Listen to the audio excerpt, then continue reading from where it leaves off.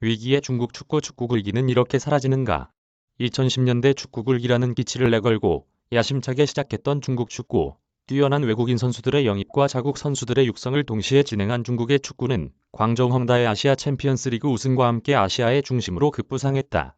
하지만 화무시비롱이라고 했던가 월드컵 진출을 향한 중국 축구의 꿈은 한낱 꿈으로 그칠 것으로 보인다.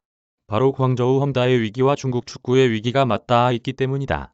외국인 선수의 귀화 정책이 본격적으로 시작된 것은 2018년이다.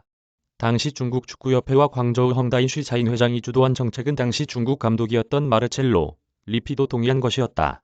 2019년 노르웨이 출신의 용호우 세테르와 잉글랜드 출신의 니코 에날리스가 베이징 고안에 입단하면서 최초의 귀화 선수가 되었고 광저우 헝다가 이후 2년 동안 7명의 선수를 귀화시켰다. 현재 그 수는 11명으로 늘어났고 그중 5명은 중국의 피를 갖고 있는 선수들, 나머지 6명은 피파 규칙상 5년간 현지 체류를 거친 선수들이다. 하지만 지금까지 대표로 소집된 것은 6명에 머무른다.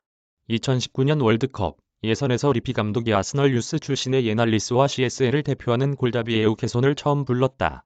2021년 예선이 재개되자 에버턴 출신의 타이아스 브라우닝과 알란, 알로이주, 페르난지뉴 등 브라질인 트리오도 대표팀에 이름을 올리게 됐다.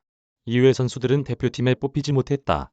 세테르나 페루 출신의 로베르토 시우초는 단순히 능력이 대표급에 있지 못했고 가봉 출신의 알렉산드르 은돔부와 포르투갈 출신의 페드로 델가도는 과거 출신국 대표로 공식전에 출전한 적이 있다. 히카르도 굴라트는 대표팀 전력으로 가장 큰 기대를 받고 있지만 하필이면 중국 체류 경력을 잘못 알고 있어 출전이 불가능한 상황이기 때문에 다시 체류 자격을 얻어야 한다. 하지만 이들 귀화 선수에 대해서는 오히려 중국 내에서 비판도 끊이지 않는다. 중국 축구의 서포터들은 유럽과 일본의 다문화 대표 선수들이 전혀 드문 일이 아닌 것으로 알고 있지만 대부분의 중국인은 보수적이고 폐쇄적이다. 원래 외국인 거주자가 적고 2020년의 국세조사에 의하면 그 수는 85만 명, 13억 명의 국민과의 비율은 실로 낮다. 중국 축구 팬들 중에는 확연히 다른 외모를 가진 선수들에게 거부 반응을 일으키는 사람도 많다. 귀화 선수들도 대부분 국적 변경을 금전적인 대가로 결정한 경우가 대부분이다. 이들은 그렇게 함으로써 시장 가치 이상의 봉급과 상여금을 받고 중국을 떠날 때 원래 국적으로 돌아갈 수도 있다는 것에도 상당한 거부감을 보이고 있다. 또 중국의 생활 양식이나 문화에 동화되려고 하지 않고 중국어를 할 줄 아는 선수는 거의 없다. 통역 없이 인터뷰는 고사하고 한 문장을 말로 표현할 수조차 없다. 이는 귀화를 추진한 협회나 정부뿐 아니라 선수들 입장에서도 적어도 중국에 거주하는 동안에는 득이 되지 않는다고 중국 기자인 민자오는 이야기하고 있다. 게다가 중국을 강타한 경제 위기는 중국 축구의 위기를 가속화시키고 있다. 올 시즌 CSL은 언제 재개될지 알 수 없고 여기에 중국 축구계 최대 기업은 헝다그룹이 재정 위기에 빠져 귀화 선수들의 임금도 크게 줄어들 전망이다.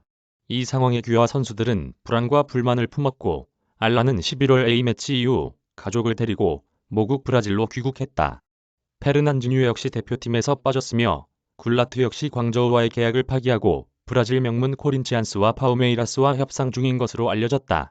이에 따라 중국 축구협회는 귀화 선수들에게 현행 계약 이행을 준수할 것을 약속했지만 광저우 그룹이 붕괴하고 있는 지금 그것이 정말 가능한지는 아직 알 수 없다고 중국 언론들은 우려 섞인 전망을 내놓고 있다. 위기의 중국 축구, 그들이 이야기한 축구 굴기가 사라져가고 있다. 사진 게티 이미지